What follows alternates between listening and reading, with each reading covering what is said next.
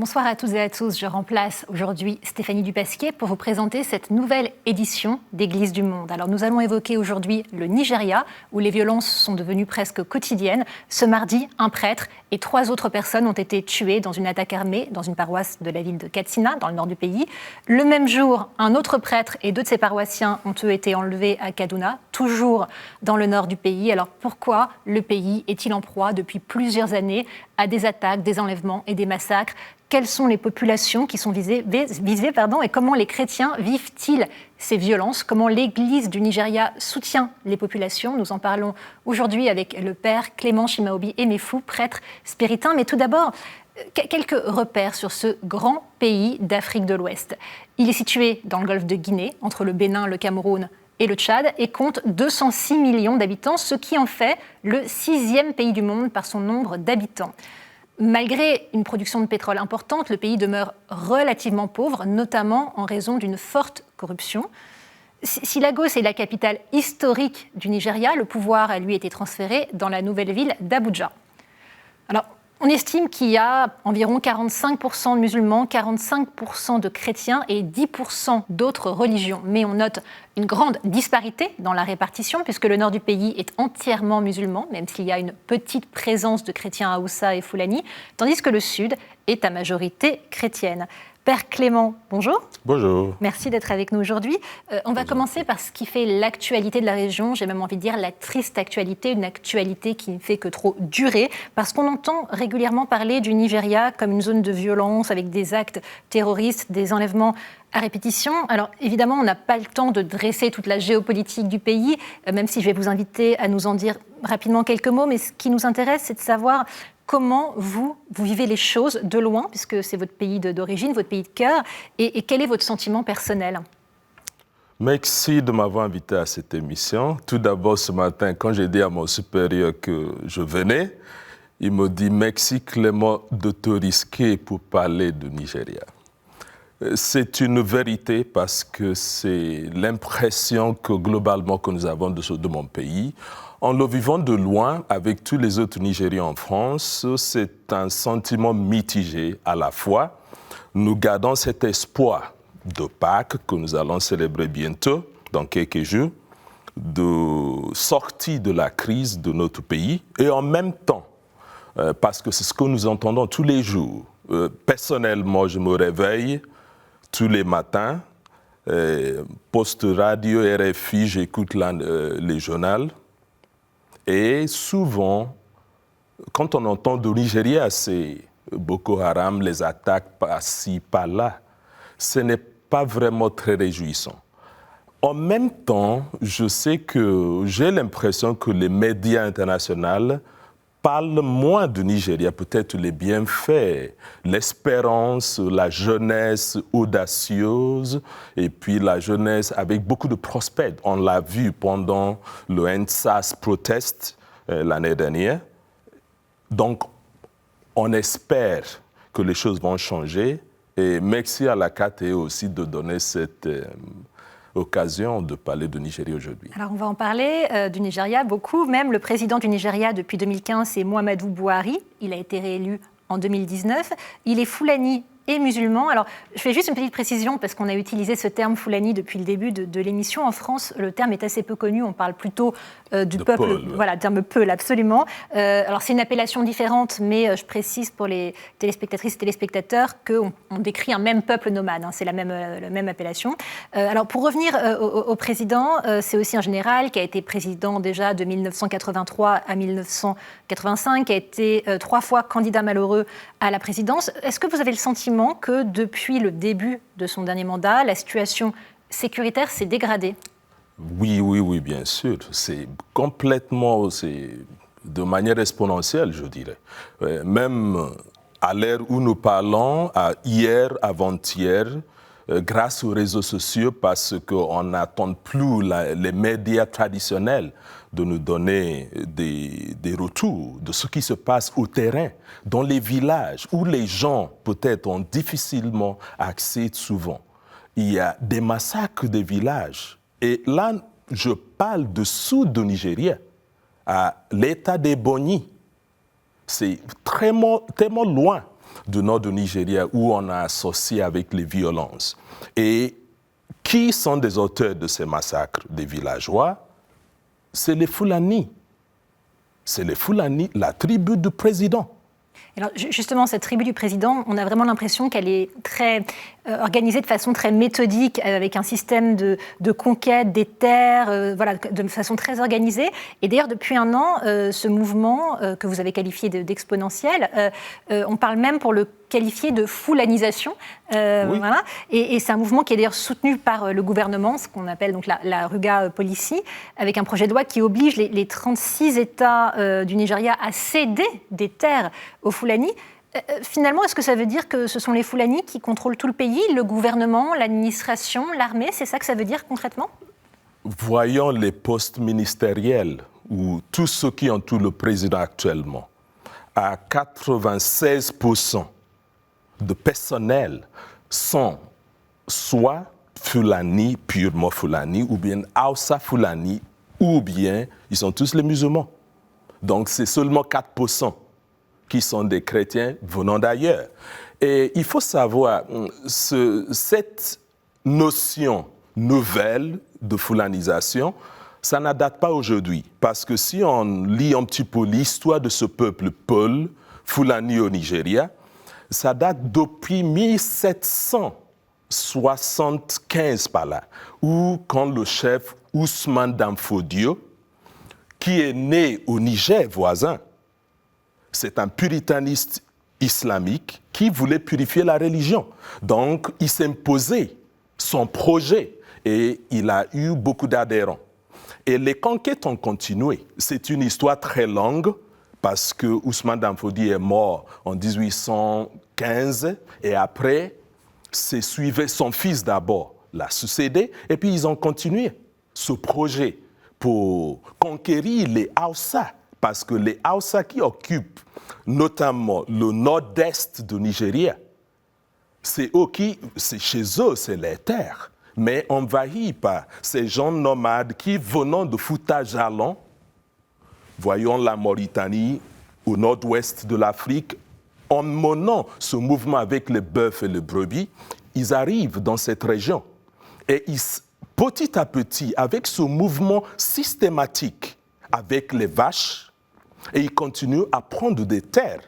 Et ceux qui maintenant rebondissent au niveau de ce qu'on appelle la politique de Ruga, rural, grazing area, que le président Buhari voulait imposer dans tous les 36 États du Nigeria. Et certains États disent non, on ne peut pas accepter cela, parce que ce n'est pas un projet juste pour faire élever les vaches, mais il y a des choses derrière.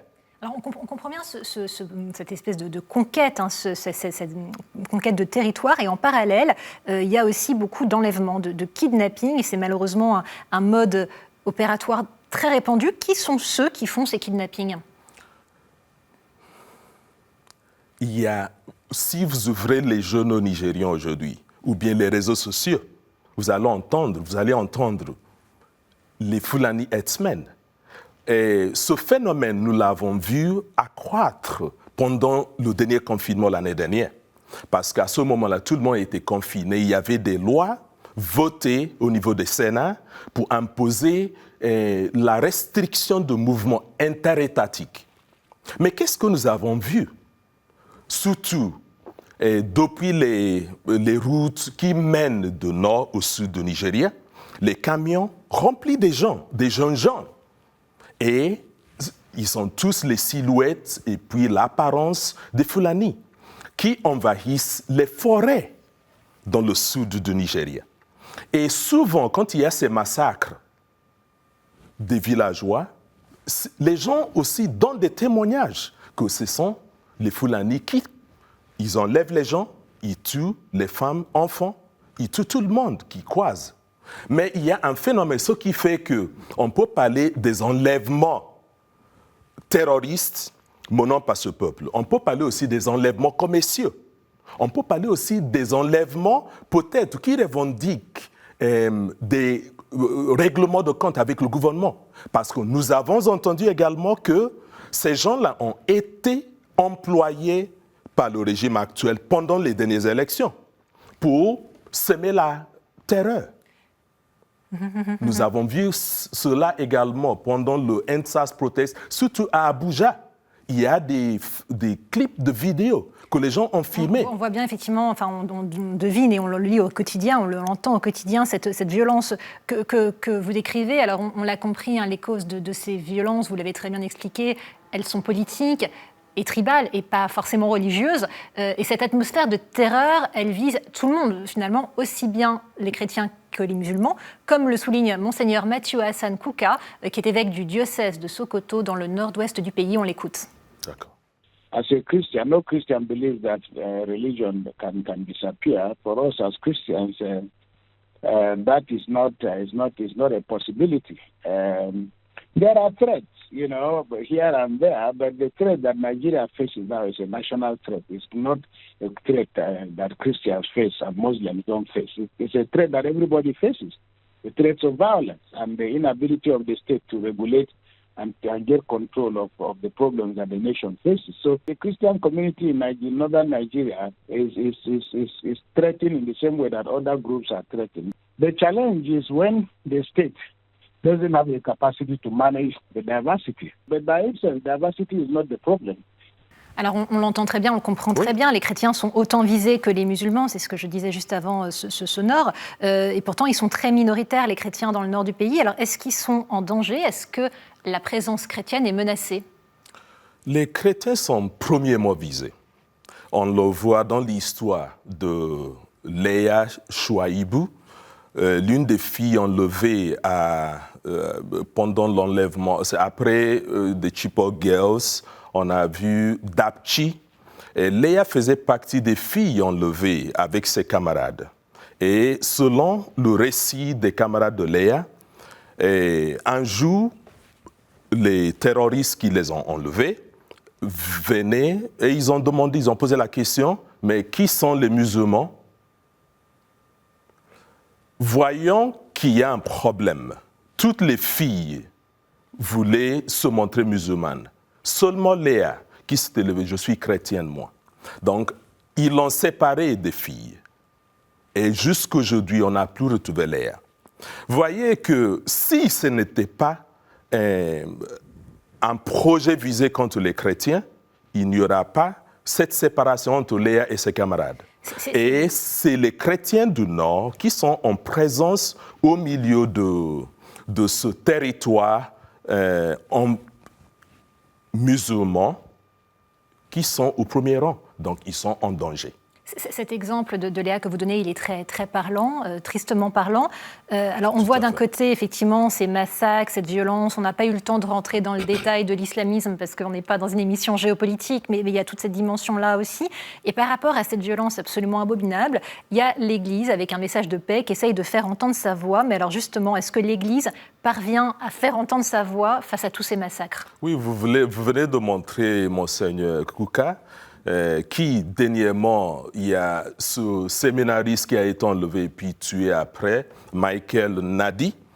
Lors de son homélie, Monseigneur, qu'on venait de voir, il a rappelé aux chrétiens, il a rappelé au monde entier, parce que environ 3000 Allemands ont allumé les bougies pour le repos de l'âme de Michael.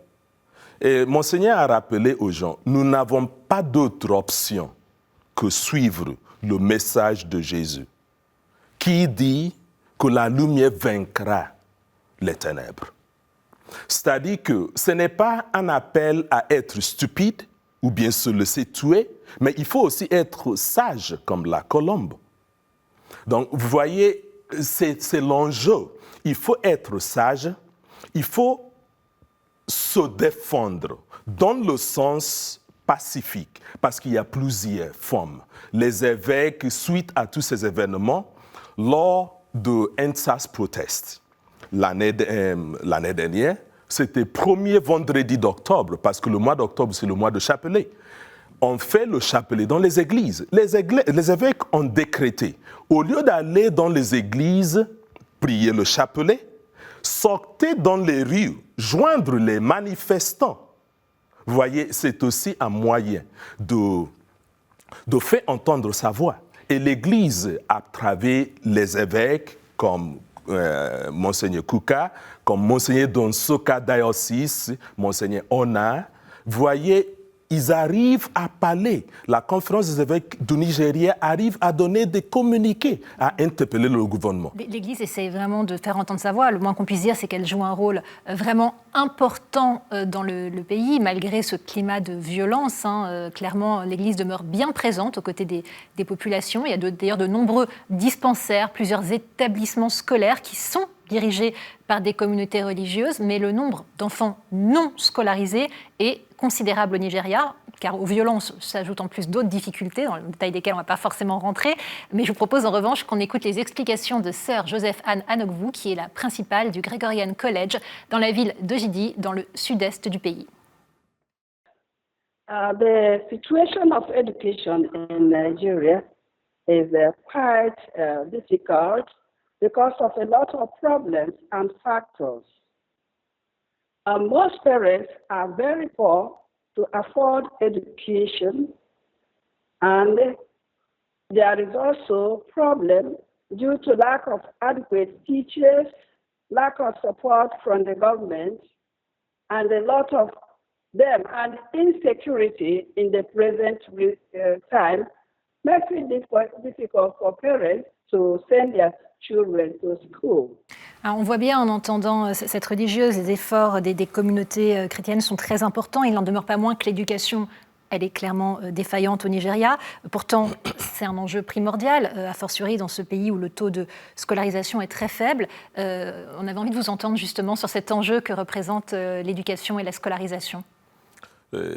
Parlant de l'éducation, je suis du sud-est du Nigeria où les missionnaires catholiques, les spiritains largement, sont arrivés en 1890 par là. Et ils ont fait l'éducation l'un des projets principal pour l'évangélisation du peuple.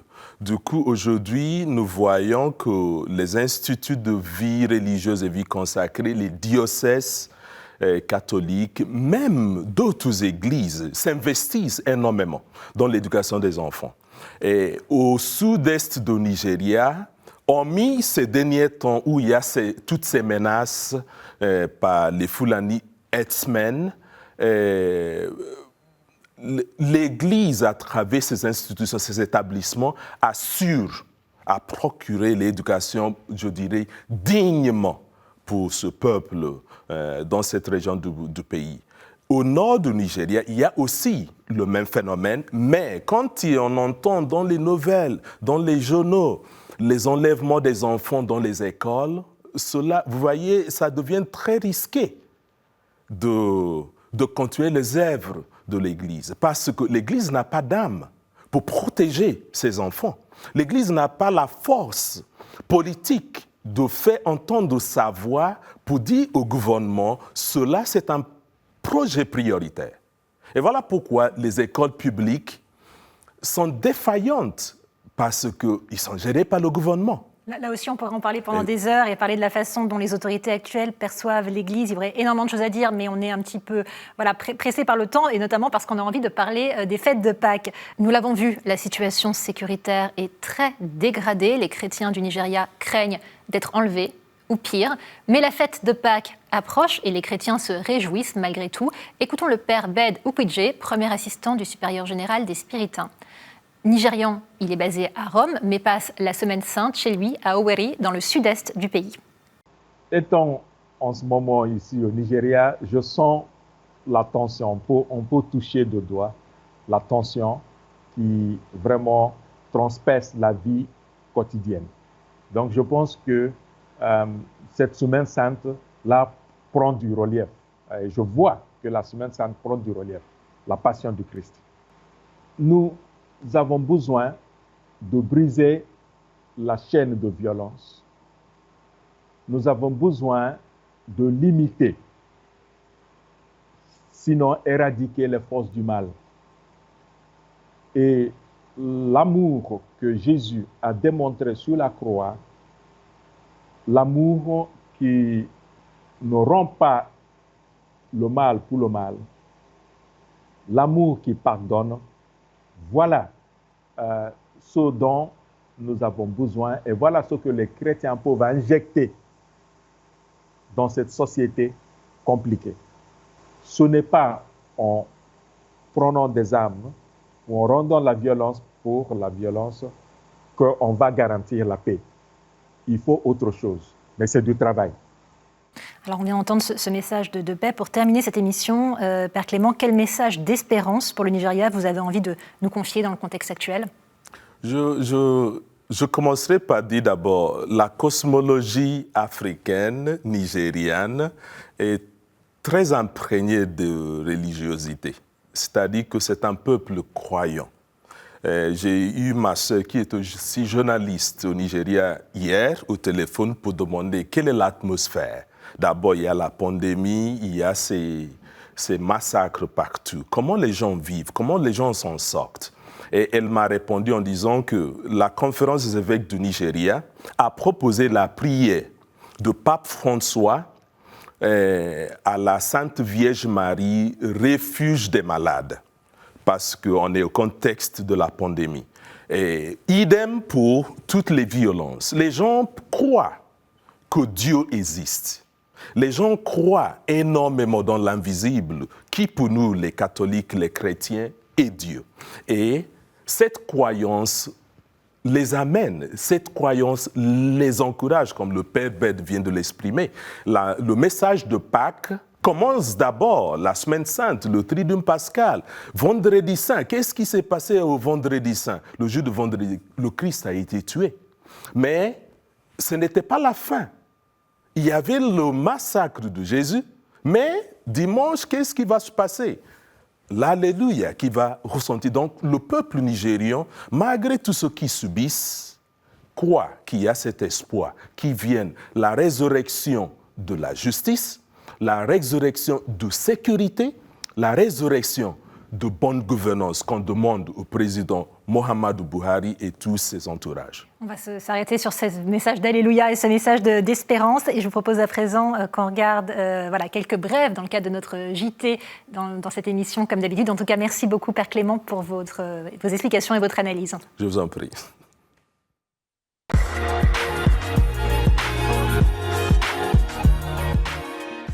En Birmanie, les manifestations ont de nouveau été violemment réprimées par la junte ce lundi. Au moins 510 civils sont morts dans la répression depuis le coup d'État militaire du 1er février, selon l'Association d'assistance aux prisonniers politiques. Le cardinal Charles Bau, archevêque de Rangoon, appelle à la paix dans son message de Pâques. Il exhorte notamment les jeunes manifestants à ne pas répondre à la violence par la violence. En voici un extrait. Adoptez des méthodes non violentes, ne mourrez pas inutilement. Si vous vivez longtemps, la démocratie sera renforcée, le mal sera affaibli. Battez-le avec amour, battez-le avec l'humanité. C'était le message de la Croix, tel est le destin de cette nation. Laissons une nouvelle Birmanie de paix et de prospérité sortir de la tombe de la haine et des ténèbres.